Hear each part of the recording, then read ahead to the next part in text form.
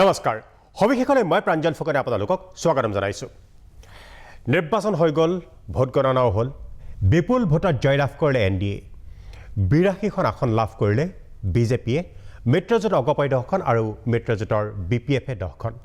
এই তথ্য আপোনালোকে জানে এতিয়া সময় হৈছে ৰাজসভালৈ যোৱাৰ অৰ্থাৎ যিসকল বিধায়ক পুনৰবাৰ এবাৰ নিৰ্বাচিত হৈ আহিছে তেওঁলোকৰ লগত আমি কথা পাতিম আমি শুনিম তেওঁলোকৰ মনৰ কথা যিসকল নতুন বিধায়ক তেওঁলোকৰ মনটো হয়তো অলপ দূৰ কপি থাকিব পাৰে কেনেবা পৰিবেশ কেনেবা পৰিস্থিতি আৰু যিসকল পুৰণা বিধায়ক আকৌ পুনৰবাৰ নিৰ্বাচিত হৈ আহিছে তেওঁলোকৰ কিনো পৰিকল্পনা আছে তেওঁলোকৰ মনৰ কথাটো কি বিগত 5 বছৰে তেওঁলোকে কি কাম কৰিলে আৰু কি কাম আধৰুৱা হৈ ৰল কিখিনি কাম তেওঁলোকে এই অহা 5 বছৰত কৰিম বুলি ভাবিছে তেওঁলোকৰ বাবে এইবাৰ নিৰ্বাচনী যুঁজখন কেনে আছিল বিভিন্ন কথা অলেখ বতৰা আমি পাতিম এইবাৰ নৱনিৰ্বাচিত বিধায়কসকলৰ সৈতে বহুকেইজন বিধায়ক আমাৰ লগত আছে আৰু তেওঁলোকে আজি মন খুলি ক'ব নিজৰ কথা প্ৰথমতে গুৱাহাটীৰ পৰা আৰম্ভ কৰোঁ নিউ গুৱাহাটী সমষ্টিৰ নৱনিৰ্বাচিত বিধায়ক দীপ্লু ৰঞ্জন শৰ্মা আমি কৈছোঁ দীপ্লু ৰঞ্জন শৰ্মা পূৰ্বেও বিধায়ক আছিল সামগ্ৰী সমষ্টিৰ বিধায়ক আছিল দীপ্লু ৰঞ্জন শৰ্মা এবাৰ নিউ গুৱাহাটী সমষ্টিৰ পৰা বিজেপিৰ প্ৰতিদ্বন্দ্বিতা কৰি এবাৰ বিপুল ভোটত জয়লাভ কৰিছে আমি দীপ্লু ৰঞ্জন শৰ্মাক পোনপটীয়াকৈ আমি লাইভত ল'ব খুজিছোঁ দীপ্লু ৰঞ্জন আপোনাক স্বাগতম জনাইছোঁ আৰু প্ৰাগ নিউজৰ তৰফৰ পৰা আপোনাক অভিনন্দন জনাইছোঁ আপোনাৰ এই বিজয়ৰ বাবে দীপ্লু ৰঞ্জন আপোনাক মোৰ প্ৰথম প্ৰশ্নটো আপোনাৰ হ'ল যে আপোনাৰ সমষ্টিত এইবাৰ আপুনি নতুনকৈ আপোনাৰ সমষ্টিটো নতুন নিউ গুৱাহাটী সমষ্টিত আপুনি প্ৰতিদ্বন্দ্বিতা কৰিছে সমষ্টিটো আপোনাৰ কাৰণে নতুন আপোনাৰ বিকাশৰ কি পৰিকল্পনা আছে অনাগত দিনত কাৰণ এইটো এটা ৰাজধানীৰ ভিতৰত থকা সমষ্টি দীপ্লু ৰঞ্জন প্ৰথমতে মই আমাৰ সন্মানীয় 35 নং নিউ গুৱাহাটী বিধানসভা সমষ্টি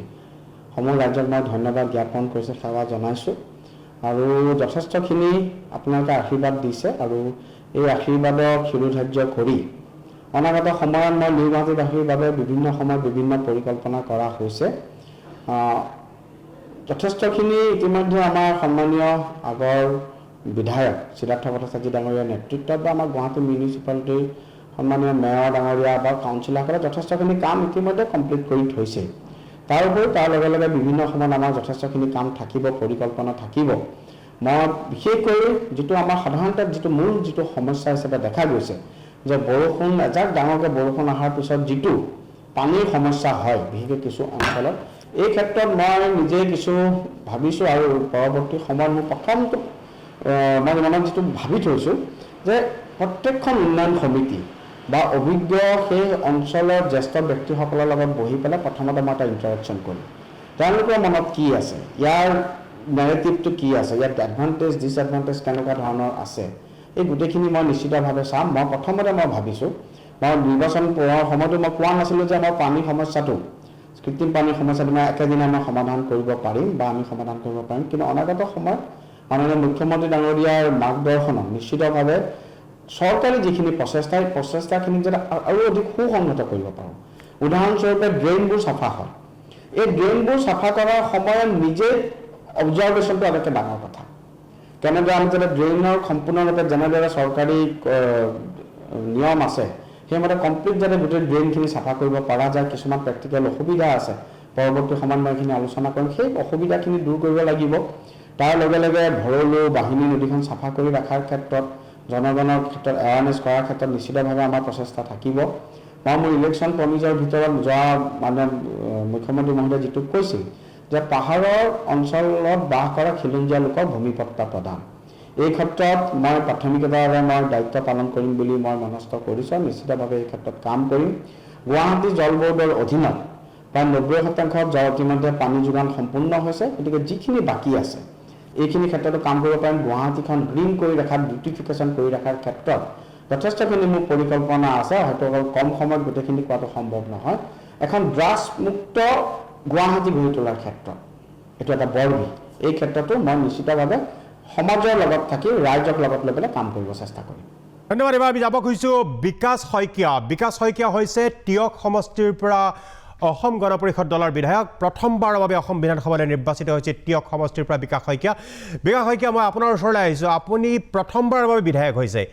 আপোনাৰ কি পৰিকল্পনা আছে সমষ্টিটোক লৈ পেলাই আপুনি কি ধৰণে বিকাশ বিচাৰে বা কি কৰিব আপুনি সমষ্টিটোৰ কাৰণে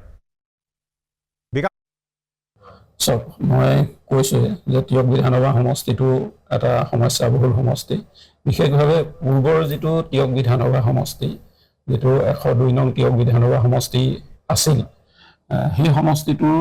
লগত বৰ্তমানৰ যি 99 নং টিয়ক বিধানসভা সমষ্টি এই সমষ্টিটোৰ ভৌগোলিক যিটো পৰিকাঠামো এইটো নিমিলে এটা ব্যাপক পৰিৱৰ্তন হ'ল 99 নং টিয়ক বিধানসভা সমষ্টিটোত গতিকে ইয়াত যথেষ্টখিনি সমস্যা আছে বিশেষকৈ আমাৰ যদি আপোনালোকে চায় যে ব্ৰহ্মপুত্ৰখনৰ 65 কিলোমিটাৰ যি আমাৰ যোৰহাট জিলাখনক স্পৰ্শ কৰি গৈছে এই গোটেই 65 কিলোমিটাৰটোৱে আমাৰ টিয়ক বিধানসভা সমষ্টিটোক টাচ কৰি গৈছে গতিকে নিশ্চিতভাৱে যেটো বান প্ৰতিৰোধৰ ক্ষেত্ৰত আমাৰ সন্মুখত এটা ডাঙৰ প্ৰত্যাহ্বান থাকিব একেধৰণে ক্ৰীড়াৰ ক্ষেত্ৰখনতেই হওক বা শৈক্ষিক ক্ষেত্ৰখনতেই হওক আমি বিভিন্ন ধৰণৰ কাম কৰিব লাগিব সমান্তৰালভাৱে চৰকাৰৰ যিসমূহ উন্নয়নমূলক আঁচনি আহিব এই আঁচনিবিলাকো আমি চলাই নিব লাগিব ৰাইজক সন্তুষ্ট কৰিব পৰাকৈ আৰু এই প্ৰত্যেকটো কাম আমি কৰি যোৱাৰ ক্ষেত্ৰত আৰু সমান্তৰালভাৱে এই কথাটো ক'ব লাগিব যে আমাৰ নতুন প্ৰজন্মৰ যিসকল যুৱক যুৱতী আছে তেওঁলোকক আগবঢ়াই নিয়াৰ ক্ষেত্ৰতো নিশ্চিতভাৱে আমি কিছু পৰিকল্পনা যুগুত কৰিব লাগিব যাতে আমি কিছু পৰিমাণে হ'লেও যুৱ বন্ধুসকলক আমি সকাহ দিব পাৰোঁ গতিকে এই গোটেই কামবিলাক কৰি নিয়াৰ ক্ষেত্ৰত যিহেতুকে পুনৰবাৰ ভাৰতীয় জনতা পাৰ্টীৰ নেতৃত্বত মিত্ৰজোঁটৰ চৰকাৰ হ'বলৈ গৈ আছে বা হ'ব হৈছে আৰু ডক্টৰ হিমন্ত বিশ্ব শৰ্মা ডাঙৰীয়াই আৰু এই চৰকাৰখনৰ নেতৃত্ব দিব গতিকে আমি সকলোৱে আলোচনা বিলোচনা কৰি সমষ্টিটো আগবঢ়াই নিয়াৰ ক্ষেত্ৰত আমি যি ধৰণে কাম কৰিব লাগে অনাগত দিনত আমি এইখিনি কৰি যাব লাগিব আৰু যাতে আমাৰ কামৰ জৰিয়তে ৰাইজ যাতে আশ্বস্ত হয় যে অনাগত সময়বিলাকতো ভাৰতীয় জনতা পাৰ্টীৰ নেতৃত্বত যাতে যিটো ৰাইজ যাতে ভাৰতীয় জনতা পাৰ্টী আৰু মিত্ৰজোঁটৰ চৰকাৰখনৰ সপক্ষে থাকে আমি এই কামবিলাক সুন্দৰভাৱে কৰি গৈ থাকিব লাগিব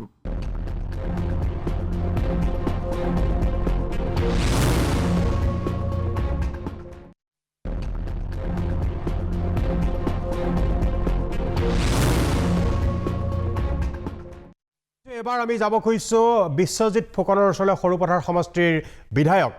পুনৰবাৰ নিৰ্বাচিত হৈছে সৰুপথাৰ সমষ্টিৰ পৰা আপোনাক প্ৰাগ নিউজৰ তৰফৰ পৰা ফুকন ডাঙৰীয়া আপোনাক ধন্যবাদ জনাইছোঁ অভিনন্দন জনাইছোঁ আপোনাৰ সমষ্টিটোৰ অন্যতম এটা বৈশিষ্ট্য হৈছে বিশেষকৈ এটা ক্ৰীড়াবিদ সৃষ্টিৰ এটা সমষ্টি বুলি ক'ব পাৰি কাৰণ লাভলীনা বৰগোহাঁইকে ধৰি বহুকেইগৰাকী ক্ৰীড়াবিদ আপোনাৰ সমষ্টিৰ পৰাই ওলাইছে সেইকাৰণে মই প্ৰথম প্ৰশ্নটো এইটো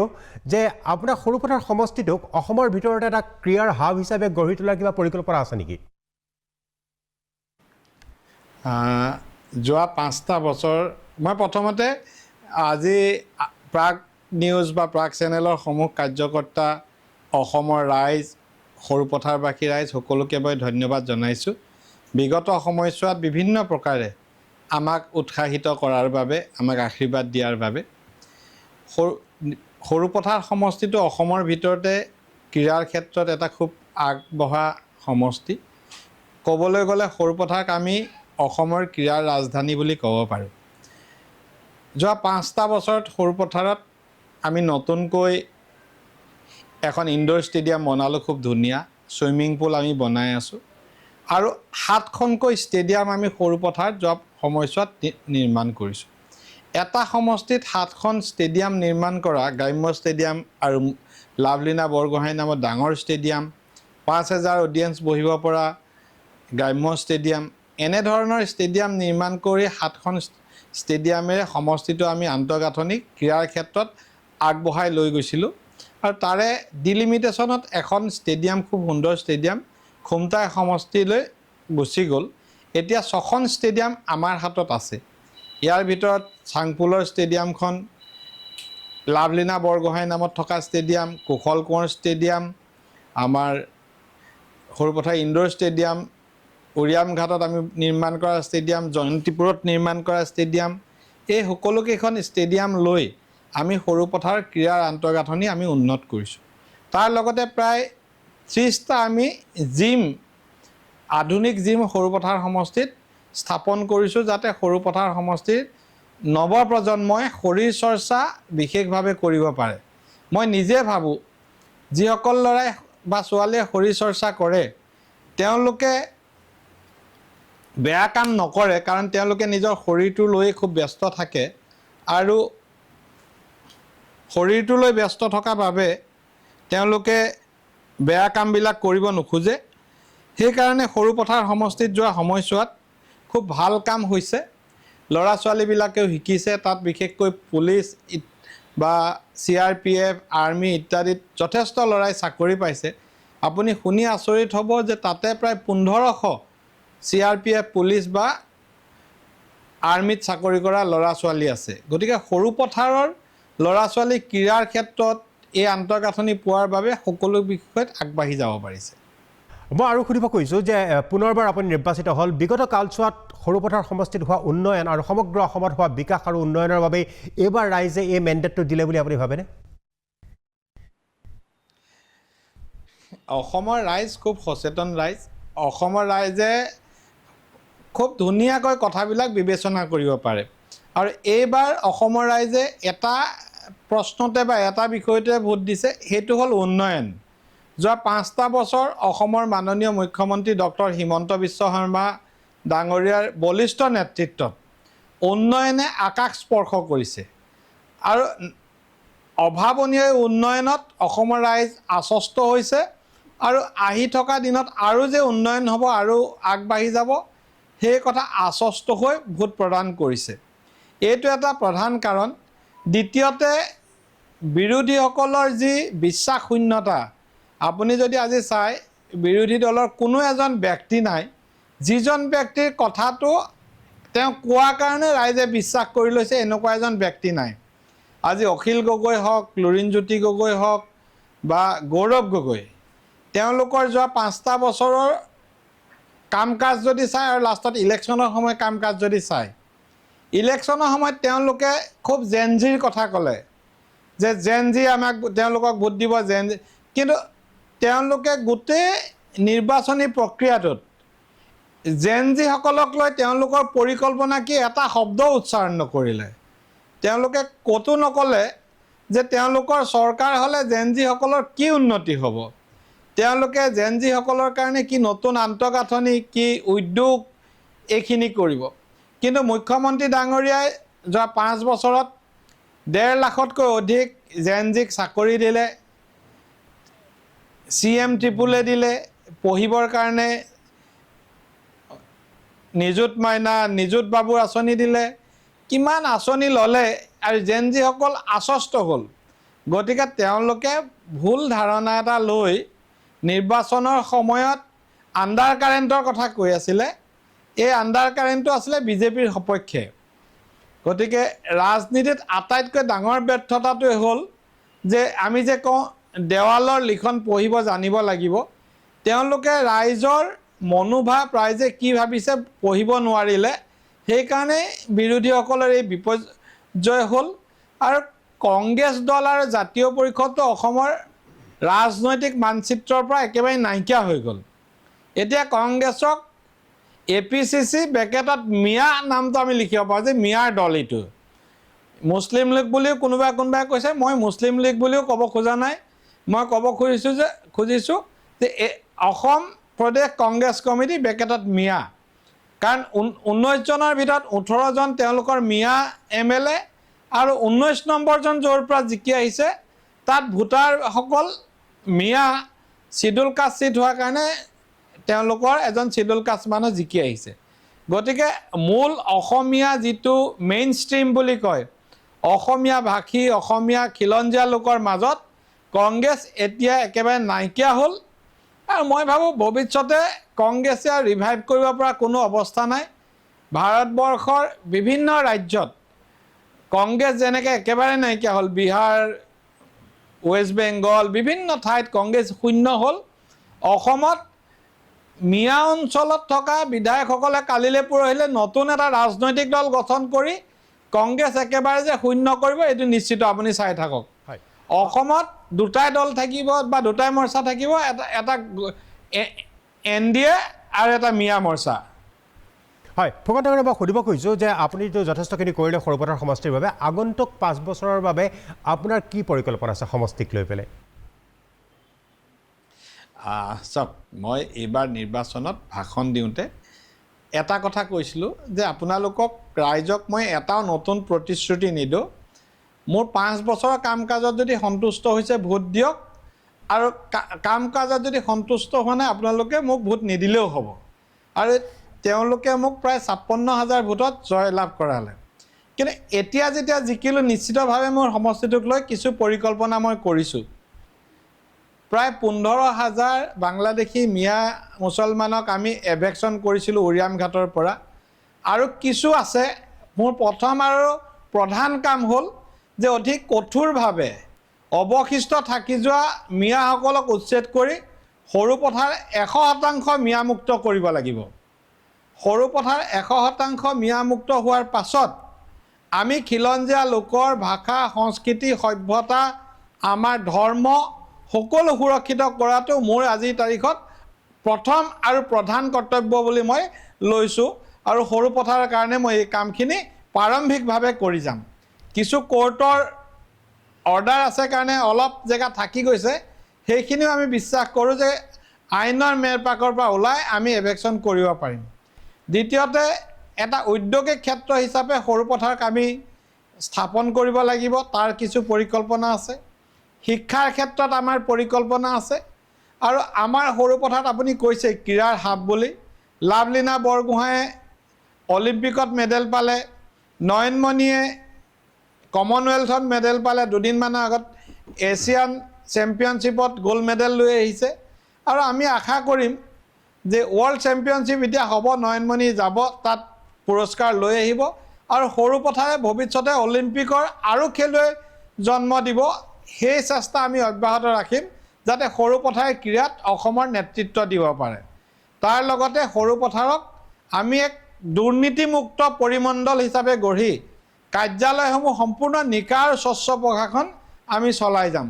বাকী উন্নয়নৰ ক্ষেত্ৰত ৰাস্তা ঘাট আন্তঃগাঁথনি এইখিনিতো দ্ৰুতগতিত হ'ব হৈয়ে থাকিব হয় ফুকন ডাঙৰীয়া ধন্যবাদ জনাইছোঁ আপোনাৰ যিটো সপোন বা যিটো পৰিকল্পনা যে ক্ৰীড়াৰ হাব হিচাপে সৰুপথাৰক গঢ়ি তোলা সেই সপোন পূৰ্ণ হওক আৰু সৰুপথাৰৰ পৰা আৰু ৰাষ্ট্ৰীয় আন্তঃৰাষ্ট্ৰীয় পৰ্যায়ৰ খেলুৱৈ ওলাওক আমি এই কামনা কৰিছোঁ আৰু আগন্তুক দিনৰ বাবে আপোনাক পুনৰবাৰ শুভেচ্ছা জনাইছোঁ ধন্যবাদ বিশ্বজিৎ ফুকন ডাঙৰীয়া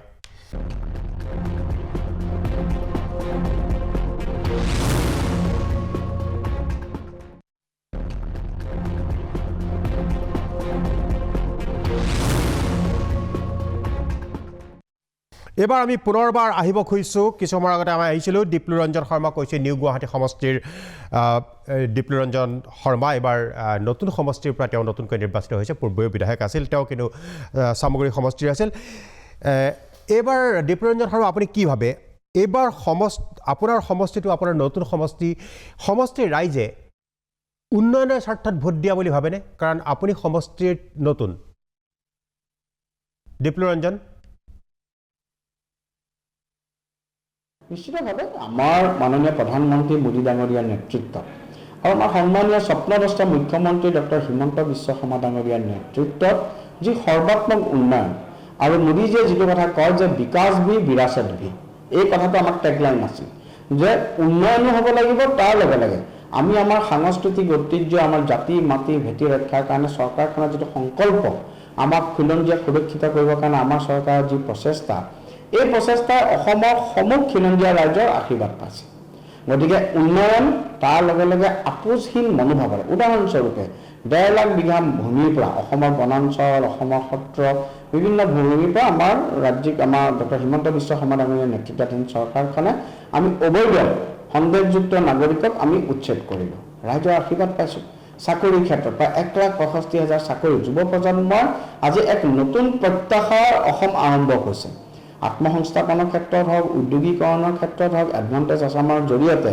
বিনিয়োগকাৰীক আহ্বানৰ ক্ষেত্ৰত হওক অৰ্থাৎ উন্নয়ন উদ্যোগীকৰণ যুৱ প্ৰজন্ম মহিলা সবলীকৰণ সকলোৰ লগে লগতে আমাৰ খিলঞ্জীয়াৰ সুৰক্ষাৰ কাৰণে এটা চেন্স অফ ছিকিউৰিটি আমি যিটো কথা কওঁ যিটো আমাৰ চৰকাৰখনে দিবলৈ সক্ষম হ'ল এই সকলো দিশত আজি ভাৰতীয় জনতা পাৰ্টি আৰু NDA এই যি বৃহৎ সাফল্য মই তাতে মূল কাৰণ বুলি ভাবোঁ হয় ধন্যবাদ জনাইছোঁ মই এবাৰ যাব খুজিছোঁ ধুবুৰীৰ বিধায়িকা কংগ্ৰেছৰ বিধায়িকা বেবী বেগমৰ ওচৰলৈ কাৰণ বেবী বেগম মই আপোনাক সুধিব খুজিছোঁ যে এইবাৰ নিৰ্বাচনত বিৰোধী সম্পূৰ্ণৰূপে বিধ্বস্ত হ'ল তাৰ মাজতো আপুনি জিকি আহিছে ধুবুৰী বিধানসভা সমষ্টিৰ পৰা প্ৰথমবাৰৰ বাবে বিধায়িকা হয় এই জয়ৰ সোৱাদ কেনে লাগিছে আপোনাৰ অনুভৱ কি এই নিৰ্বাচনত বিজয়ী হৈ বেবী বেগম কংগ্ৰেছৰ ধুবুৰীৰ বিধায়িকা বেবী বেগম মই প্ৰথমবাৰ ভাৰতবৰ্ষ স্বাধীন হোৱাৰ পিছত এইবাৰ ধুবুৰী সমষ্টিত কংগ্ৰেছ দলে প্ৰথমবাৰৰ কাৰণে মহিলা প্ৰাৰ্থী মোক দিছে যিটো আশা আৰু বিশ্বাস লৈ মোক এই ধুবুৰী সমষ্টিত প্ৰাৰ্থিত্ব দিছিলে হাইকমাণ্ডে সেই আশা আৰু বিশ্বাসত অটুট ৰাখি ধুবুৰী সমষ্টিবাসী ৰাইজ তথা ভোটাৰে মোক যি বিপুল সঁহাৰি জনাই বিপুল ভোটত জয়ী কৰাল তাৰ কাৰণে মই প্ৰথমে ধুবুৰী সমষ্টিবাসী ৰাইজক ধন্যবাদ জ্ঞাপন কৰিছোঁ আৰু অনুভৱ মানে ইমানেই উৎফুল্লিত হৈছোঁ যে মই ভাবিব পৰাতকৈ বেছিকৈ মই ভোট পাইছোঁ তাৰ কাৰণে মই নিজে গৌৰৱান্বিত হৈছোঁ ধন্যবাদ জনাইছোঁ এবাৰ পুনৰ যাব খুজিছোঁ টিয়কৰ বিধায়ক অসম গণ পৰিষদ দলৰ বিধায়ক বিকাশ শইকীয়াৰ ওচৰলৈ বিকাশ শইকীয়া আপোনাৰ এই বিজয়ৰ মূল কাৰণ আপুনি কি বুলি ভাবে বিকাশ শইকীয়া টিয়ক সমষ্টিবাসী ৰাইজে আচলতে সমষ্টিটোৰ উন্নয়ন বিচাৰে আৰু টিয়ক সমষ্টিবাসী ৰাইজ সদায় উন্নয়নৰ পক্ষত আছে বিগত সময়বিলাকত ডক্টৰ হিমন্ত বিশ্ব শৰ্মা ডাঙৰীয়াৰ নেতৃত্বত যিখন ভাৰতীয় জনতা পাৰ্টী আৰু মিত্ৰজোঁটৰ চৰকাৰ এই চৰকাৰখনে যি ধৰণে উন্নয়নমূলক কাম কৰিছিল এই কামবিলাকৰ ক্ষেত্ৰত টিয়ক সমষ্টিবাসী ৰাইজ আশ্বস্ত হৈছিল আৰু আশ্বস্ত হোৱাৰ পিছত এই যি ধাৰা উন্নয়নৰ যিটো ধাৰা এই ধাৰাটো যাতে অনাগত দিনত সমষ্টিটোত ব্যাহত নহয় বা ক'ৰবাত স্থবিৰ হৈ নাযায় তাৰ বাবে আচলতে আমাক টিয়ক সমষ্টিবাসী ৰাইজে এজন ভাৰতীয় জনতা পাৰ্টী অসম গণ পৰিষদ আমাৰ BPF যি NDA প্ৰাৰ্থী হিচাপে আমাক প্ৰক্ষেপ কৰিছিল আমি তাৰ বাবে আমাক টিয়ক সমষ্টিবাসীয়ে যোৱা নিৰ্বাচনটোত ২৬ৰ নিৰ্বাচনটোত আমাক ভোট দিছিল আৰু আমি বিপুল ভোটৰ ব্যৱধানত টিয়ক বিধানসভা সমষ্টিটো আমি জয়ী হ'বলৈ সক্ষম হৈছোঁ আৰু সমষ্টিবাসীয়ে আশা কৰে যাতে যি উন্নয়নৰ আশা কৰিছোঁ এই উন্নয়নটো যাতে অনাগত দিনত টিয়ক বিধানসভা সমষ্টিত সুন্দৰভাৱে আমি আগবঢ়াই লৈ যাব পাৰোঁ বিকাশ শইকীয়া পৰৱৰ্তী সময়ত মই পুনৰ আপোনাৰ ওচৰলৈ আহিম ল'ব খুজিছোঁ সবিশেষত খন্তেক বাণিজ্যিক বিৰতিক বহুকেইজন বিধায়ক আমাৰ লগত আছে নতুন বিধায়ক পুৰণা বিধায়ক সকলোৰে আমি মনৰ খবৰ লৈছোঁ তেওঁলোকে আগন্তুক 5 বছৰত কি পৰিকল্পনা আছে সকলো কথা সুধিম আপোনালোকে চাই থাকক প্ৰাগ নিউজৰ এই সবিশেষ অনুষ্ঠান নতুন বিধায়ক পুৰণা বিধায়কে ক'ব তেওঁলোকৰ মনৰ কথা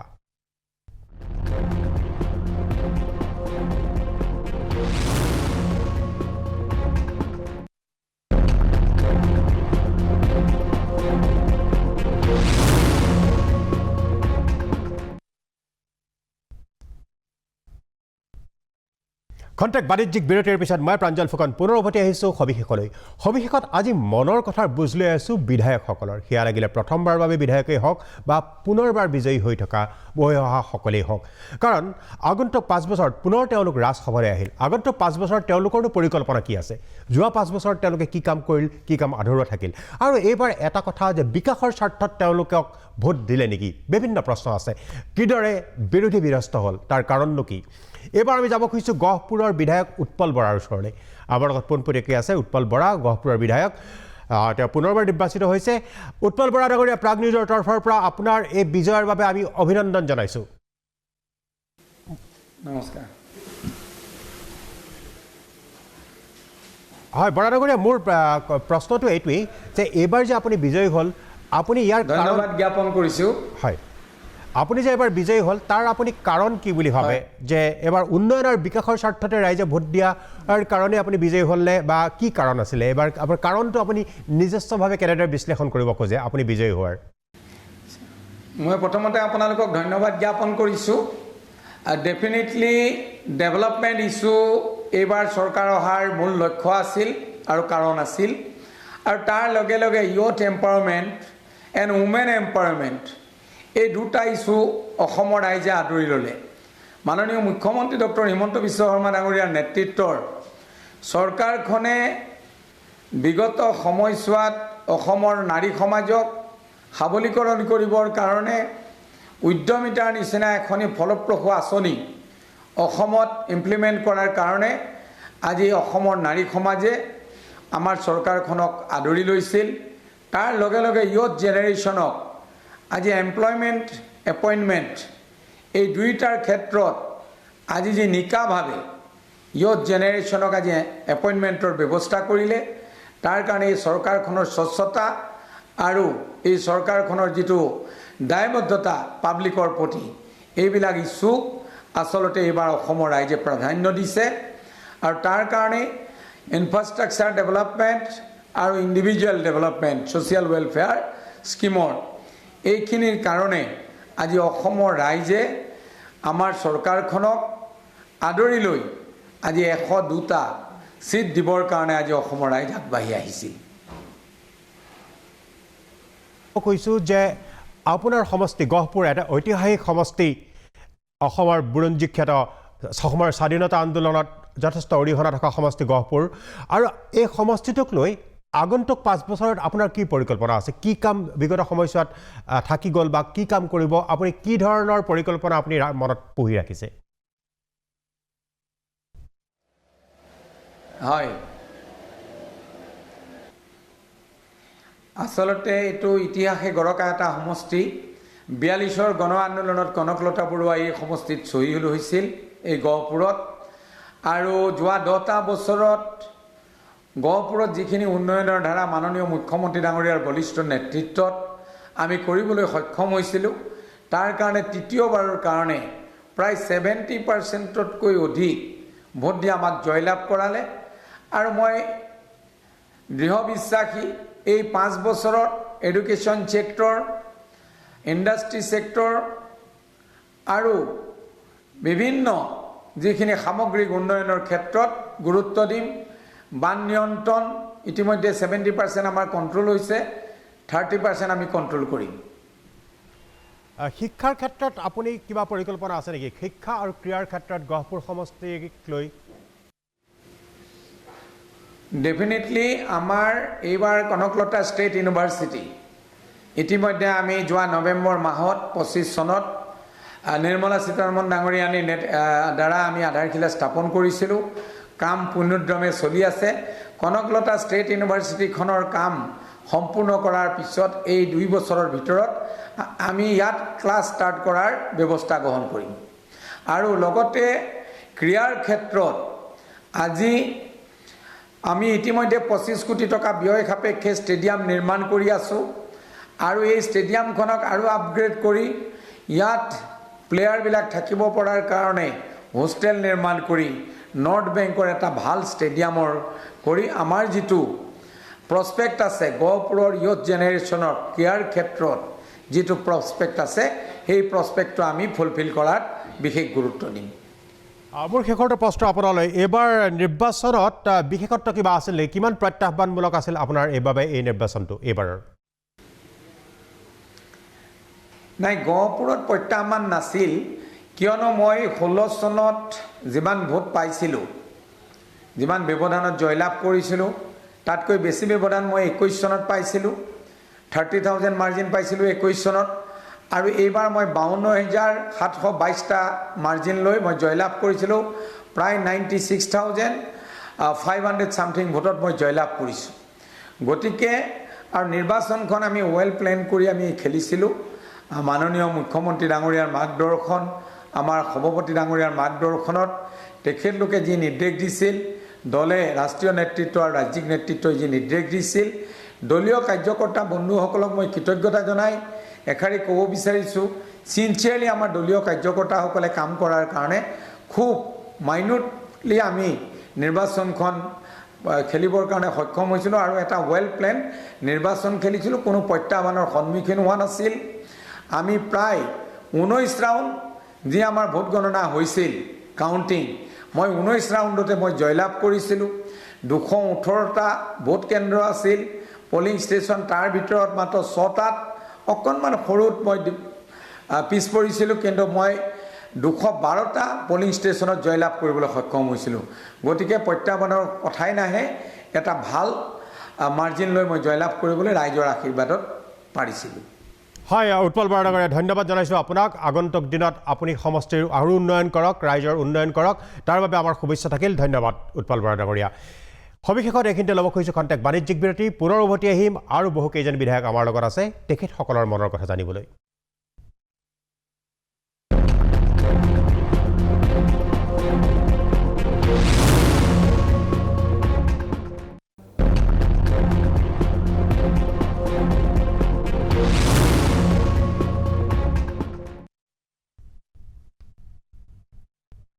খন্তেক বাণিজ্যিক বিৰতিৰ পিছত মই প্ৰাঞ্জল ফুকন পুনৰ উভতি আহিছোঁ সবিশেষত আজি আমি মনৰ কথাৰ বুজ লৈছোঁ তেওঁলোকৰ পৰিকল্পনাৰ কথা বুজ লৈছোঁ বিধায়কসকলৰ যিসকল নৱনিৰ্বাচিত বিধায়ক কোনোবা হয়তো প্ৰথমবাৰৰ বাবে ৰাজসভালৈ আহিছে কোনোবা দ্বিতীয় তৃতীয়বাৰৰ বাবে আহিছে এইবাৰ আমি যাব খুজিছোঁ ধিং সমষ্টিৰ ৰাইজৰ দলৰ বিধায়ক মেহবুব মুক্তাৰৰ ওচৰলৈ মেহবুব মুক্তাৰ প্ৰথমতে প্ৰাগ নিউজৰ তৰফৰ পৰা আপোনাক অভিনন্দন জনাইছোঁ শুভেচ্ছা জনাইছোঁ আপোনাৰ বিজয়ৰ বাবে আৰু প্ৰথম কথাটোৱে সুধিব খুজিছোঁ যে আপোনাৰ বাবে এইবাৰ নিৰ্বাচনটো কিমান প্ৰত্যাহ্বানমূলক আছে আৰু আমি এটা কথা জনাই থওঁ মেহবুব মুক্তাৰ সাংবাদিক আছিল সাংবাদিকতাৰ পৰা ৰাজনীতিলৈ আহিছে আপোনালোকৰ দুখন আসন হ'ল অখিল গগৈ তাৰপিছতে আপুনি ৰাইজৰ দলৰ দুখন আসন হ'ল এইবাৰ নিৰ্বাচনটো আপোনাৰ বাবে কিমান প্ৰত্যাহ্বানমূলক আছিল কাৰণ যিহেতু বিৰোধী বিধ্বস্ত হৈ গৈছে সমগ্ৰ অসমতেই হয় নমস্কাৰ মই পোনপ্ৰথমে প্ৰাগ নিউজৰ এই অনুষ্ঠানৰ জৰিয়তে আমাৰ ধিং সমষ্টিবাসীৰ সন্মানীয় ভোটাৰ ৰাইজক ধন্যবাদ আৰু কৃতজ্ঞতা জ্ঞাপন কৰিছোঁ ৰাইজে বিশ্বাস আৰু আস্থাত লৈ মোক সেৱা কৰাৰ বাবে এটা সুযোগ প্ৰদান কৰিলে এইবাৰ মই প্ৰত্যাহ্বান বুলি ক'লে আমি প্ৰত্যাহ্বানৰ সন্মুখীন হোৱা নাই কাৰণ মই সাংবাদিকতাৰ পৰা 2021 চনত মই ৰাজনীতিৰ পথাৰলৈ আহিছিলোঁ আৰু 2021 চনত মই পোনপ্ৰথমবাৰ বিধানসভা নিৰ্বাচনত প্ৰতিদ্বন্দ্বিতা কৰি এটা সন্মানজনক ভোট লাভ কৰিছিলোঁ আৰু তেতিয়াৰ পৰাই মই সাংগঠনিক কাম কাজৰ লগত জড়িত আছিলোঁ ৰাইজৰ লগত জনসংযোগ ৰাখিছিলোঁ 2021 চনৰ পৰা মই 2026লৈ লক্ষ্য কৰি মই 5টা বছৰ মই ৰাইজৰ মাজত ৰাইজৰ সুখে দুখে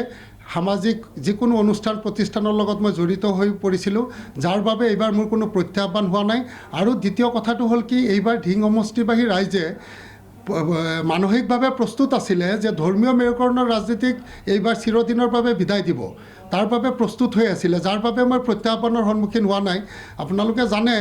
অসমবাসীয়ে জানে যে যোৱা 20টা বছৰে ধিং সমষ্টিত কেৱল ধৰ্মীয় মেৰুকৰণৰ ৰাজনীতি চলি আছিলে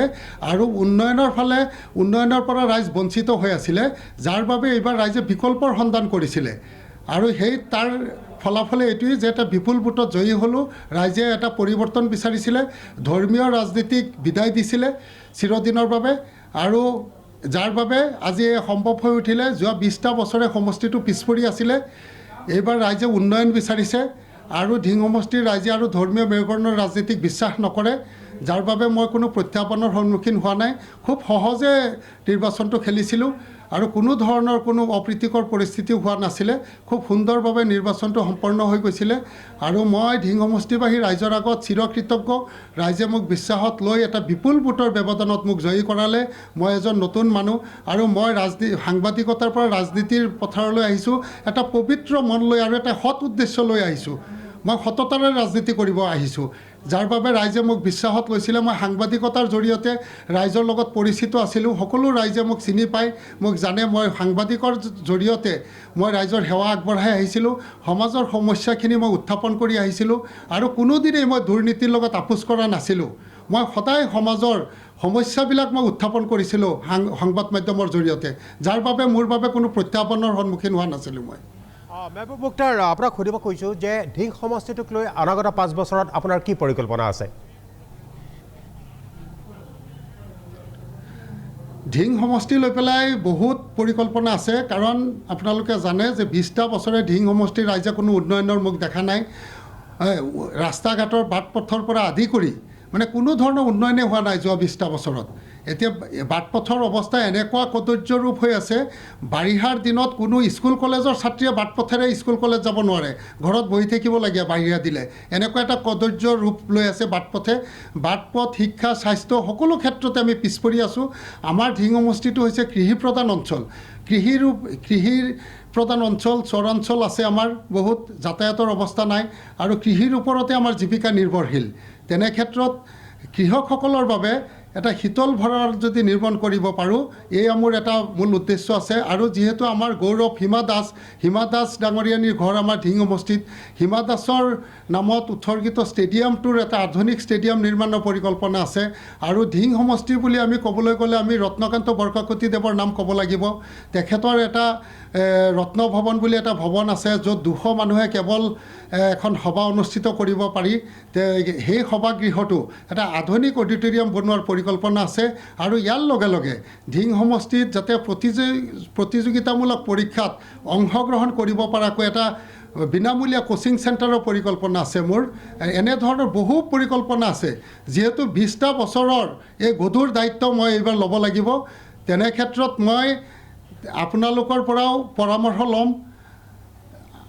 যিহেতু দীৰ্ঘদিন মই সাংবাদিকতাৰ লগত জড়িত আছিলোঁ, গতিকে আপোনালোকৰ পৰা সুপৰামৰ্শ লৈ, সমষ্টিবাসীৰ পৰা পৰামৰ্শ লৈ মই সমষ্টিটোক কেনেকৈ আগুৱাই নিব পাৰোঁ আৰু অসমৰ ভিতৰত কেনেকৈ এটা উল্লেখযোগ্য সমষ্টি নিৰ্মাণ কৰিব পাৰোঁ, তাৰ বাবে মই কাম কৰি যাম। মেহবুব মুফতি, আৰু এটা কথা সুধিব কৈছোঁ, যিহেতু এইবাৰ সমগ্ৰ অসমতে বিৰোধীৰ অৱস্থা অতি বেয়া, শোচনীয়ভাৱে পৰাজিত হৈছে, NDA অভিলেখ সংখ্যক আসন লাভ কৰিছে, যে বিধানসভাৰ মজিয়াত আপোনালোকৰ ওপৰত বিৰোধী বিধায়ক হিচাপে গধুৰ দায়িত্ব থাকিব। আপুনি সেই দায়িত্ব কেনেকৈ পালন কৰিম বুলি ভাবিছে? কাৰণ আপোনালোকৰ বিৰোধী বিধায়কৰ সংখ্যা অতি তাকৰ এইবাৰ। হয়, নাই, তেনে ক্ষেত্ৰত আমি যিহেতু বিৰোধীৰ আসনত আছোঁ আৰু এইবাৰ নিৰ্বাচনটোত আমাৰ প্ৰচাৰ কম হ'ল, সময়ো কম আছিলে, যিহেতু এটা পৰ্যায়ত নিৰ্বাচন অনুষ্ঠিত হ'ল, যাৰ বাবে আমি সময় নাপালোঁ। আৰু আমাৰ মিত্ৰতাটো অলপ বিলম্ব হৈছে, যাৰ বাবে আমাৰ এইবাৰ ফলাফল এই ধৰণৰ হৈছে। আৰু নিজৰ সুবিধাজনকভাৱে সমষ্টিটো ভৌগোলিক সীমা নস্যাৎ কৰি পেলাই নিজৰ সুবিধাৰ বাবে সমষ্টি পুনৰ নিৰ্ধাৰণ কৰিলে, তাৰ বাবে হয়তো এইবাৰ আমাৰ অলপ বিফল হৈছোঁ আমি। তেনে ক্ষেত্ৰত আমি সমষ্টিত আমি ৰাইজৰ মাজত থাকিম আৰু আমাৰ যিখিনি প্ৰাপ্য এইখিনি আমি কাঢ়ি আনিব পাৰিম বুলি আমি দৃঢ় বিশ্বাস। আৰু মূল কথাটো হ'ল কি, আমি যিহেতু ৰাইজৰ স্বাৰ্থত কথা ক'ম, আমাৰ ব্যক্তিগত কোনো স্বাৰ্থ নাই, তেনে ক্ষেত্ৰত মই ভাবোঁ যে আমি কোনো বাধাৰ সন্মুখীন নহওঁ। হয়, ধন্যবাদ জনাইছোঁ মেহবুব মুখতাৰ, আপুনি সময়খিনি দিয়াৰ বাবে আপোনাক ধন্যবাদ জনাইছোঁ। এইবাৰ আমি যাব খুজিছোঁ ধৰ্মেশ্বৰ কোঁৱৰৰ ওচৰলৈ, সোণাৰী সমষ্টিৰ বিজেপিৰ বিধায়ক ধৰ্মেশ্বৰ কোঁৱৰ ডাঙৰীয়া, প্ৰাগ নিউজৰ তৰফৰ পৰা আপোনাক এই বিজয়ৰ বাবে আমি অভিনন্দন জনাইছোঁ। ধৰ্মেশ্বৰ কোঁৱৰ ডাঙৰীয়া, আপোনাক প্ৰথম কথাই সুধিব খুজিছোঁ আমি যে আপোনাৰ এই বিজয় যে বিকাশ আৰু উন্নয়নৰ স্বাৰ্থত ৰাইজে দিয়া ৰায়দান বুলি আপুনি ভাবে নেকি?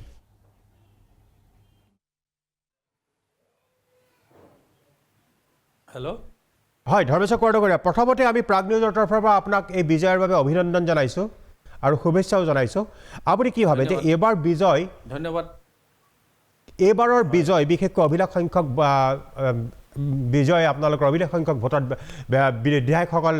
বিজয়ী হৈ আহিছে, 82জন বিজেপিৰে বিধায়ক আৰু NDAৰটো 102জন, যে আপুনি কি ভাবে ৰাইজৰ এই মেণ্ডেটটো কিহৰ বাবে, ইমান বিশাল মেণ্ডেট এটা কিহৰ বাবে ৰাইজৰ? হয়, আপোনালোক সকলোলৈ মোৰ ধন্যবাদ জনালোঁ। যিহেতু আজি আমাৰ এই বিশাল বিজয় যে হ'ল, তাৰ একমাত্ৰ উন্নয়ন আমাৰ মাননীয় মুখ্যমন্ত্ৰী মহোদয়ৰ নেতৃত্বত আজি যেনেধৰণে অসমৰ উন্নয়ন হ'ল, আৰু এই উন্নয়ন বিগত চৰকাৰসমূহৰ দিনত কোনোদিনে সম্ভৱ হোৱা নাছিল। কিন্তু আমাৰ বৰ্তমানৰ মুখ্যমন্ত্ৰী হিমন্ত বিশ্ব শৰ্মা ডাঙৰীয়া 16 চনৰ পৰা আমাৰ যিহেতু ভাৰতীয় জনতা পাৰ্টি দলে অসমত চৰকাৰ গঠন কৰিছিল, তেতিয়াৰ পৰা উন্নয়নৰ গতি লৈছিল। কিন্তু বৰ্তমানৰ মুখ্যমন্ত্ৰী হিমন্ত বিশ্ব শৰ্মা ডাঙৰীয়াৰ নেতৃত্বত যেনেধৰণে দ্ৰুতগতিয়ে উন্নয়ন হ'ল, আজি সমগ্ৰ অসমখন আমাৰ ভাৰতবৰ্ষৰ উন্নয়নশীল ৰাজ্যসমূহৰ লগত সমানে ফেৰ মাৰিব পৰা হ'ল। আৰু সেয়েহে আজি সমগ্ৰ অসমৰ ৰাইজে আজি এইখিনি দেখিলে যে অসমৰ উন্নয়নৰ লগতে আৰু যিসকল আমাৰ দুখীয়া দৰিদ্ৰ নিচলা লোক আছিল, সেইসকলে আজি তেওঁলোকৰ সুবিধাখিনি যেনেধৰণে পাবলৈ সক্ষম হ'ল, আৰু সেই সুবিধাখিনি পোৱাৰ ফলশ্ৰুতিত আজি আমাৰ অসমৰ ৰাইজে ভাৰতীয় জনতা পাৰ্টি দলৰ চৰকাৰখন, লগতে আমাৰ মাননীয় মুখ্যমন্ত্ৰী মহোদয়ে কৰি অহা উন্নয়নৰ কাৰণেই আজি এনেধৰণে বৃহৎ আমি বিজয় সাব্যস্ত কৰিবলৈ সক্ষম হ'লোঁ। ধৰ্মেশ্বৰ কোঁৱৰ ডাঙৰীয়া, মই আৰু এটা কথা সুধিব খুজিছোঁ যে আগন্তুক 5 বছৰত সমষ্টিটোক লৈ আপোনাৰ কি সপোন আছে, কি পৰিকল্পনা আছে? হয়, সমষ্টি কোনোদিন সমস্যাটো শেষ নহয়, মানুহৰ সমস্যা থাকে, সমস্যা থাকিবই। আৰু সেই সমস্যাসমূহ দূৰ কৰিবৰ কাৰণে যেনেধৰণে বিগত 5টা বছৰত যিখিনি চেষ্টা কৰিছিলোঁ যেনেধৰণে কাম কৰি আহিছিলোঁ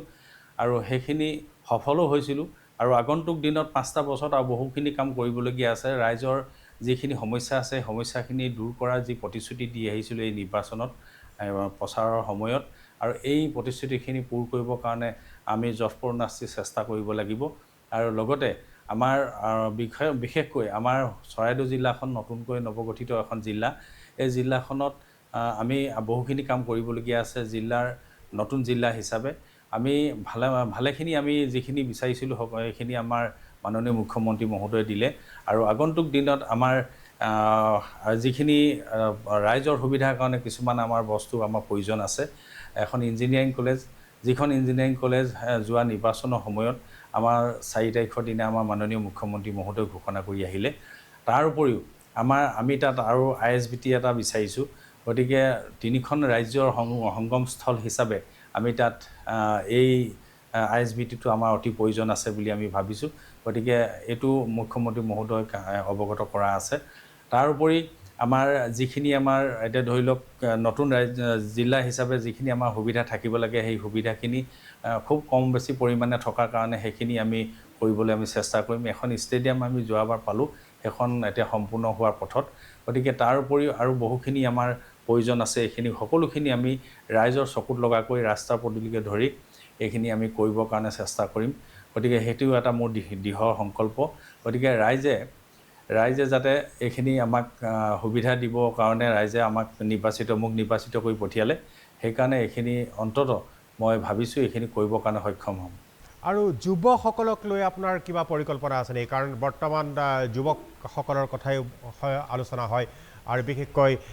নিকা নিযুক্তি আপোনালোকৰ এই সফলতাৰ অন্যতম কাৰণ হিমন্ত বিশ্ব শৰ্মাৰ চৰকাৰৰ কাৰ্যকালত যিটো নিকা নিযুক্তি সেইটো আপোনালোকৰ সফলতাৰ অন্যতম কাৰণ হিচাপে পৰিগণিত হৈছে আপুনি কি ভাবে যুৱকসকলক লৈ আপোনাৰ কিবা পৰিকল্পনা আছে নেকি হয় আমাৰ বৰ্তমান যোৱা চৰকাৰখনে যেনেধৰণে আমাৰ নিযুক্তি নিকা ভাৱধাৰাই যিটো নিযুক্তি দিয়া হ'ল মেধাভিত্তি নিযুক্তি দিয়া হ'ল প্ৰায় 1,59,000 যুৱক যুৱতীক মেধাভিত্তিত যিহেতু নিকা নিযুক্তি দিয়া হ'ল কোনো কাকো তামোল এখন খোৱাও পৰিলক্ষিত নহ'ল বা খোৱাবলগীয়া নহ'ল তেনেধৰণে তেওঁলোকে আজি প্ৰায় 1,60,000 ওচৰাচি যুৱক যুৱতীয়ে আজি নিযুক্তি পাবলৈ চাকৰি পাবলৈ সক্ষম হ'ল তাৰোপৰি আৰু যিসকল আমাৰ শিক্ষিত নিবনুৱা যুৱক যুৱতী আছে সেইসকলক আৰ্থিকভাৱে স্বাৱলম্বী হোৱাৰ কিছু ৰাস্তা দিবৰ কাৰণে মুখ্যমন্ত্ৰী আত্মনিৰ্ভৰ অসমৰ যি আঁচনিয়ে তেওঁলোকক যেনেধৰণে সুবিধাখিনি দিব বিচাৰিলে আৰু তেনেধৰণে সেই সুবিধাখিনি তেওঁলোকে পাবলৈ সক্ষম হ'ল আৰু নিযুত মইনাৰ যোগেদি যিসকল উঠি অহা ল'ৰা ছোৱালীৰ লগে লগে শিক্ষিত বা পঢ়ি থকা ল'ৰা ছোৱালী আছে বা পঢ়ি থকা ছোৱালী আছে সেইসকলে যিখিনি পালে আৰু সেইসকল ছাত্ৰীয়ে আজি ভৱিষ্যত আৰু অকল ছাত্ৰীসকলেই নহয় ল'ৰাসকলেও এটা পোৱা যি বাবু আঁচনিৰ যোগেদি পোৱা আশাৰে আজি আমাৰ এই চৰকাৰখনক আঁকোৱালি ল'লে গতিকে উঠি অহা নৱপ্ৰজন্মই আমাৰ চৰকাৰখনক আঁকোৱালি লৈছে আৰু সেয়েহে আজি আমি বৃহৎ বিজয় সাব্যস্ত কৰিবলৈ আমি সক্ষম হ'লোঁ আমাৰ সমগ্ৰ অসমত এটা নজিৰবিহীন এটা আমাৰ ঘটনা বুলি ক'ব লাগিব যিহেতু কোনো এটা কাৰ্যকালতে বা কোনো এটা নিৰ্বাচনতেই এনেধৰণে আমাৰ 100-2খনকৈ আসন পোৱা নজিৰ নাই গতিকে এইবাৰ আমাৰ মাননীয় মুখ্যমন্ত্ৰী মহোদয় অৰ্থাৎ হিমন্ত বিশ্ব শৰ্মা ডাঙৰীয়াৰ নেতৃত্বত থকা চৰকাৰখনে কৰি অহা কামৰ ফলশ্ৰুতিত আমি এটা এই 100ৰো অধিক আমি চেঞ্চুৰী পোৱাবলৈ সক্ষম হ'লোঁ ধৰ্মেশ্বৰ ডাঙৰীয়া আপোনাৰ সমষ্টিত চাহ জনগোষ্ঠীৰ যথেষ্ট সংখ্যক ভোটাৰ আছে আপোনাৰ কিবা বিশেষ পৰিকল্পনা আছে নেকি চাহ জনগোষ্ঠীৰ ভোটাৰসকলক বা ৰাইজক লৈ পেলাই হয় মোৰ বিশেষ পৰিকল্পনাখিনি মই অলপ আগতে কৈ গৈছোঁ আপোনাক যিহেতু আমি সমষ্টিটো বহুখিনি পিছপৰা সমষ্টি বুলি ক'লেও বেয়া নহয় কিন্তু 5টা বছৰত আমি বহুখিনি কাম কৰিলোঁ আৰু নেশ্যনেল হাইৱে হিচাপে আমি যিটো ধুদৰালি সেই ধুদৰালিটো আমি নেশ্যনেল হাইৱে অলৰেডি লৈছে আৰু সেইখিনি সম্পূৰ্ণ হৈ উঠিলে ৰাস্তা পদূলি সম্পূৰ্ণ সকলোখিনি ভাল হ'ব বুলি ভাবিছোঁ তাৰোপৰি আমাৰ সোণাৰী নগৰখন তেনেই সৰু যদিও আমাৰ বাটপথবিলাক তেনেই ঠেক বা তেনেধৰণৰ আমাৰ উন্নয়ন নহয় কিন্তু সেইখিনি আমি এই 5টা বছৰত ভালেখিনি কৰিবলৈ সক্ষম হ'লোঁ আৰু আগন্তুক 5টা বছৰত আমি সম্পূৰ্ণ কৰিব পাৰিম বুলি আমি দৃঢ় প্ৰতিজ্ঞ দৃঢ় বিশ্বাস আছে গতিকে এইখিনি মাননীয় মুখ্যমন্ত্ৰী মহোদয়ক অৱগত কৰিছোঁ আৰু তেখেতে নগৰৰ পথ উন্নয়নৰ বিষয়ে সকলোখিনি কথা তেখেতে অৱগত কৰিছে আৰু দিয়াৰ প্ৰতিশ্ৰুতি দিছে মই এটা কথা সুধিব খুজিছোঁ এইবাৰ বিশেষকৈ নিৰ্বাচনত আপুনি পুনৰবাৰ জয়ী হোৱাৰ কাৰণ কি বিশেষকৈ সমগ্ৰ অসমতে যিটো বিকাশ আৰু উন্নয়নৰ ধাৰা তাৰ কাৰণেই আপুনি কি বুলি ভাবে তাৰ সেইটোৱে অন্যতম কাৰণ নেকি ৰাইজে আকুণ্ঠ সমৰ্থন দিয়াটো নে আপোনাৰ নিজস্ব কিবা কৌশল আছিল হয় না এইটো আমাৰ এইবাৰ যিহেতু যিটো আমাৰ বিকাশ যিটো আমাৰ সমগ্ৰ অসমৰ লগতে আমাৰ সোণাৰী সমষ্টিৰ যিটো বিকাশ হ'ল উন্নয়ন হ'ল সেই উন্নয়নৰ ফলশ্ৰুতিতে আমি যিহেতু আজি 24,000ৰো অধিক ভোটত আমি বিজয় সাব্যস্ত কৰিবলৈ সক্ষম হ'লোঁ যিহেতু আজি সেই জনসাধাৰণে আমাক বিশ্বাসত ল'লে আস্থাত ল'লে আৰু তেওঁলোকৰ লগত সদায় আমি তেনেধৰণে থাকি আমি কাম কৰিছোঁ উন্নয়নৰ কাম কৰিছোঁ চৰকাৰে দিয়া সুবিধাখিনি সকলোখিনি দিবৰ কাৰণে এইখিনি আমি সক্ষম হৈছোঁ আৰু সেইখিনি তেওঁলোকে পাবলৈ সক্ষম হৈছে আৰু সেয়েহে আজি ৰাইজে এইখিনি আঁকোৱালি ল'লে আৰু লগতে আগন্তুক দিনত আমি বহুখিনি পৰিকল্পনা আছে কৰিবৰ কাৰণে আমাৰ এখন ডিষ্ট্ৰিক্ট ষ্টেডিয়াম নিৰ্মাণ হৈ আছে সম্পূৰ্ণ হ'বলৈ অলপ বাকী আছে আৰু এখন মিনি ষ্টেডিয়ামো আমাৰ কাম আৰম্ভ হৈছে আৰু তেনেধৰণৰ আমি তাত যিখিনি আমাৰ প্ৰয়োজন আছে আমাৰ এটা চাৰ্কেট হাউচ আছে প্ৰয়োজন আছে চাৰ্কেট হাউচটো আমাৰ যিটো আছে সেইটো মহকুমা ভিত্তিত আগতে নিৰ্মাণ কৰা হৈছিল এতিয়া আমাৰ এখন জিলা হ'ল যেতিয়া আমাৰ এইখিনি অন্ততঃ সম্পূৰ্ণ কৰিবলৈ হ'লে বা উন্নত মানৰ এটা চাৰ্কিট হাউচো আমাৰ বনাব লাগিব সেইখিনি আমাৰ প্ৰয়োজন আছে এটা IBO আমাৰ প্ৰয়োজন আছে গতিকে এনেধৰণে এইখিনি সকলোখিনি দিবৰ কাৰণে আমি মুখ্যমন্ত্ৰী মহোদয়ক মই দিয়া আছে অৱগত কৰিছোঁ আৰু মুখ্যমন্ত্ৰী মহোদয়ে দিয়া প্ৰতিশ্ৰুতি দিছে গতিকে এইখিনি সকলোখিনি পাবলৈ আমি সক্ষম হ'ম ভৱিষ্যত আগন্তুক 5টা বছৰত আমি কৰিবৰ কাৰণে এইখিনি চেষ্টা কৰিম আৰু অন্ততঃ সম্ভৱ হ'ব বুলি ভাবিছোঁ হয় ধৰ্মেশ্বৰ কৰ্ণকাৰে ধন্যবাদ জনাইছোঁ আপোনাক সমষ্টিক লৈ যিখিনি পৰিকল্পনা আছে যিখিনি সপোন আছে সেইখিনি বাস্তৱত প্ৰতিফলিত হওক ৰাইজৰ উন্নতি হওক আপোনাৰ সমষ্টিৰ ধন্যবাদ জনাইছোঁ ধৰ্মেশ্বৰ কৰ্ণকাৰীয়া আমি আহিম এটা খন্তেক বাণিজ্যিক বিৰতিৰ পিছত ধুবুৰীৰ কংগ্ৰেছৰ বিধায়িকা বেবী বেগমৰ ওচৰলৈ এটা বাণিজ্যিক বিৰতিৰ পিছত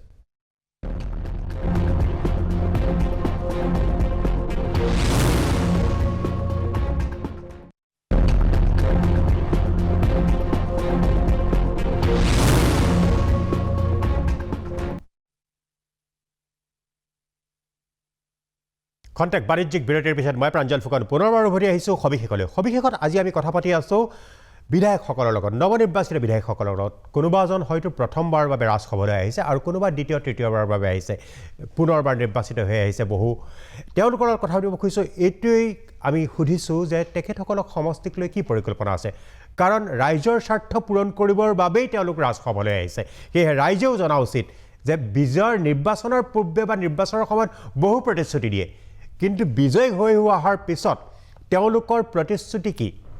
কি কৰিব এতিয়াহে আচল সময় সেয়েহে আমি এই কথাবিলাক সুধিছোঁ এইবাৰ আমি যাব খুজিছোঁ ধুবুৰী সমষ্টিলৈ য'ত উপস্থিত আছে কংগ্ৰেছৰ বিধায়িকা বেবী বেগম মই কৈছোঁ ধুবুৰী সমষ্টিত 20টা বছৰৰ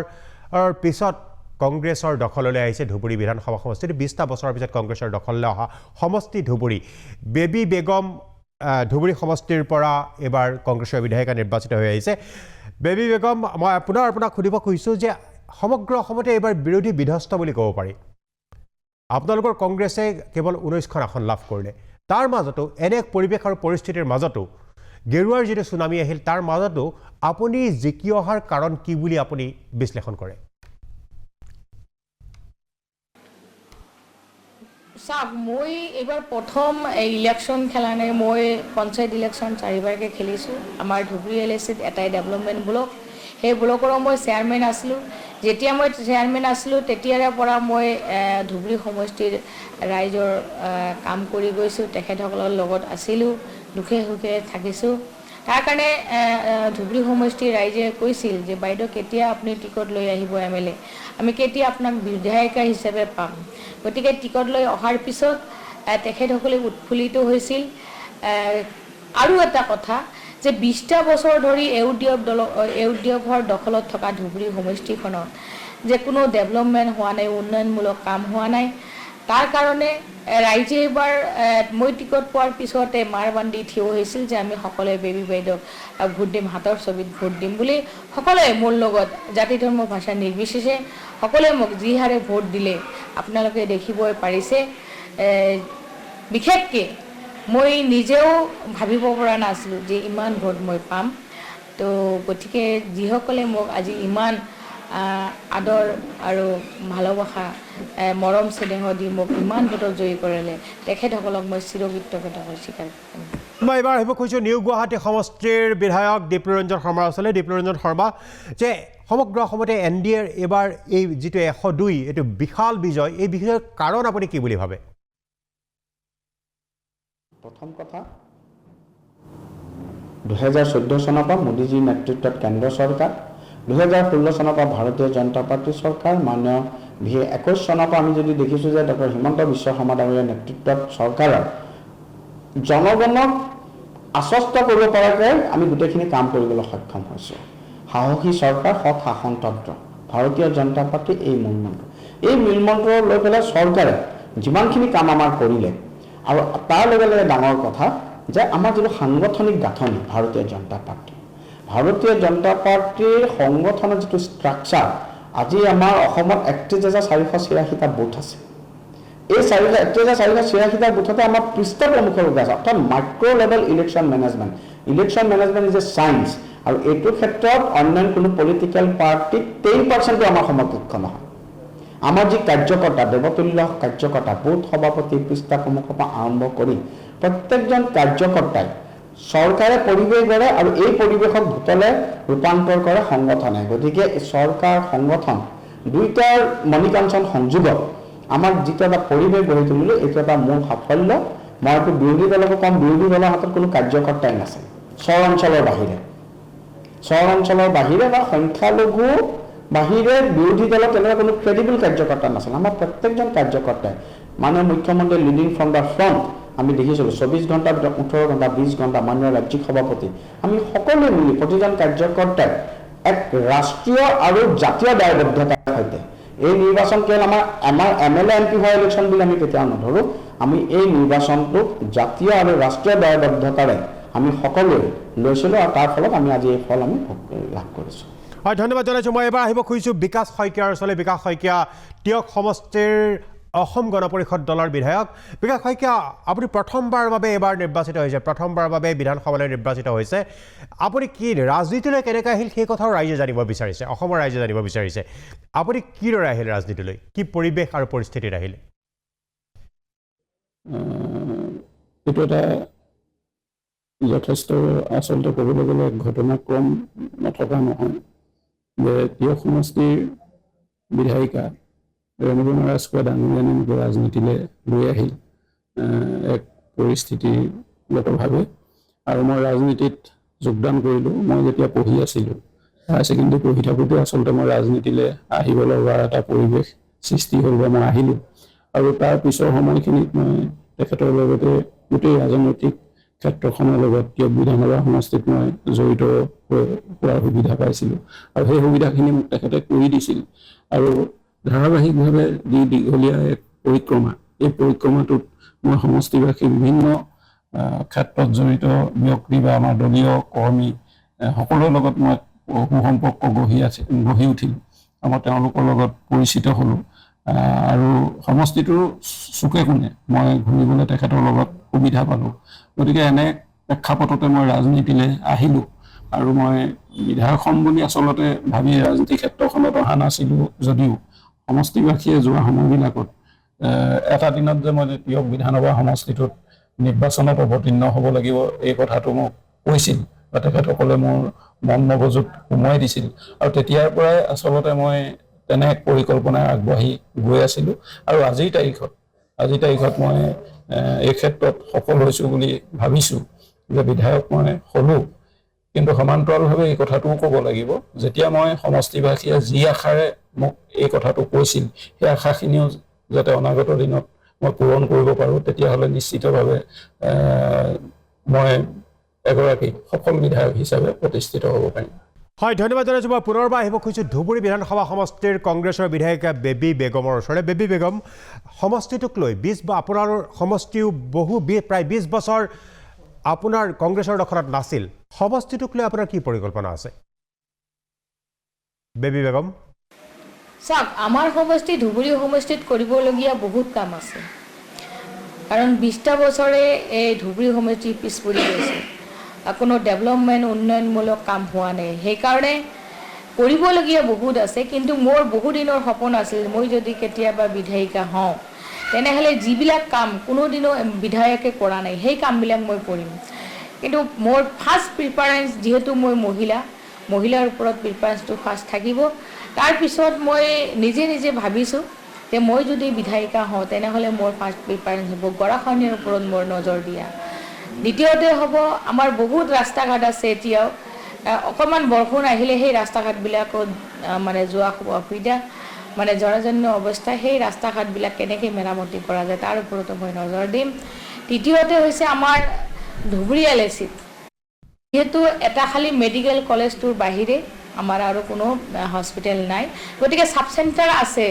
যদিও ডক্টৰ নাই মেডিচিন নাই সেইবিলাকৰ ওপৰতো মই নজৰ দিম যাতে আমাৰ সাব চেণ্টাৰবিলাক আমাৰ ভালকৈ মেৰামতি কৰি যাতে ডক্টৰ আৰু মেডিচিন মানে ব্যৱস্থা কৰা যায় চতুৰ্থতে খোৱা পানীৰ ওপৰতো নজৰ দিব লাগিব আমাৰ বহুত গৰীব মানুহ আছে সেই মানুহবিলাকৰ বেমাৰ হ'লে কিন্তু চিকিৎসা কৰিবলৈ টকা নাই সেইকাৰণে যাতে আমি খোৱা পানী বিশুদ্ধ খোৱা পানী যোগান ধৰিব পাৰোঁ সেইটোৰ ওপৰতো মোৰ নজৰ থাকিব আৰু আমাৰ বহুত যুৱক আছে যিসকলে আজি গ্ৰেজুৱেশ্যন কৰি বাহিৰত কাম কৰিব লগা হৈছে হাজিৰা দিব লগা হৈছে সেইসকলকো কেনেকৈ আমি ধুবুৰী সমষ্টিত ঘূৰাই আনি সংস্থাপন দিব পাৰি সেইবিলাকৰ ওপৰতো মোৰ নজৰ থাকিব মই চেষ্টা কৰিম কৰিবলৈ তেখেতসকলে এটাকৈ হয় বেবী বেগম ধন্যবাদ জনাইছোঁ আমাৰ অনুষ্ঠান শেষ কৰিবৰ সময় হৈছে আমি বহুকেইজন বিধায়কৰ মনৰ খবৰ শুনিলোঁ মনৰ কথা শুনিলোঁ পৰৱৰ্তী সময়তো আমি নতুন বিধায়কসকল বা পুনৰবাৰ নিৰ্বাচিত হৈ অহা বিধায়কসকলৰ মনৰ খবৰ শুনাম মই কাৰণ এইটোৱেই কৈছোঁ যে নিৰ্বাচনৰ সময়ত বা নিৰ্বাচনৰ ভোট গ্ৰহণৰ পূৰ্বে বহু প্ৰতিশ্ৰুতি দিয়ে বহু আশা দিয়ে এতিয়া নিৰ্বাচিত হৈ ৰাজসভালৈ এতিয়া তেওঁলোকে সেই কি প্ৰতিশ্ৰুতি দিয়ে কি কৰিম বুলি কয় তেওঁলোকৰ পৰিকল্পনা কি আমি এই পৰিকল্পনাসমূহ তেওঁলোকে 5 বছৰ পূৰণ কৰিলে নে নাই কৰা তাৰো কিন্তু আমি হিচাপ ল'ম সময় হৈ অহাৰ লগে লগে মই আজিলৈ প্ৰাঞ্জল ফুকন সবিশেষৰ পৰা বিদায় ল'ব খুজিছোঁ ধন্যবাদ